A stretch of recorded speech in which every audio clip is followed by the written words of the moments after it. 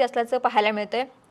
आपण इतर कल जर आपण पाहिलं तर आंबेगावच्या चौथ्या फेरीमध्ये सुद्धा आंबेगावमध्ये आपण जर गेलो तर चौथ्या फेरीमध्ये सुद्धा दिलीप वळसे पाटील यांचे पुतणे विवेक पाटील हे 809 मतांनी आघाडीवरती आहे। कुठेतरी अजित पवारांच्या राष्ट्रवादीकडून त्यांनी निवडणूक लढवलेली होती आणि वळसे पाटील आपण जर पाहिलं की नेत्यांची प्रतिष्ठा पणाला लागल्याचं पाहायला मिळालं होतं आणि त्यांच्या कुटुंबातीलच अनेक जणांना जाहीर संधी दिली गेली होती या निवडणुकीमध्ये सुद्धा। त्यातलंच एक नाव होतं विवेक वळसे पाटील, जे दिलीप वळसे पाटील यांचे पुतणे आहेत, ते आता सध्या आघाडीवरती असल्याचं पाहायला मिळते।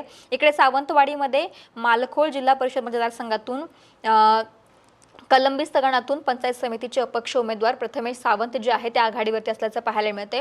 आपण जर पाहिलं तर पुन्हा एकदा येऊयात नातीगोतीमध्ये पूनमताई राजपूत, ज्या आमदार माजी आमदार उदयसिंह राजपूत यांच्या पत्नी आहेत, त्या पिछाडीवरती असल्याचं कुठेतरी पाहायला मिळते। इकडे शांभवी कल्याण शेट्टी त्या आघाडीवरती आहेत। यासोबतच प्रेरणा समशेर, माजी आमदार सुरेश पिडकुळकर यांच्या पत्नी आहेत, त्या पिछाडीवरती असल्याचं पाहायला मिळते। विकास गोगावले, जे भरत गोगावलेंचे पुत्र आहेत, त्या आघाडीवरती असल्याचं पाहायला मिळते।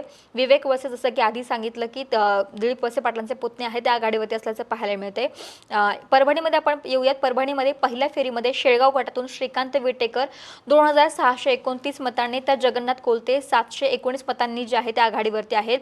1902 मतांनी राष्ट्रवादी काँग्रेस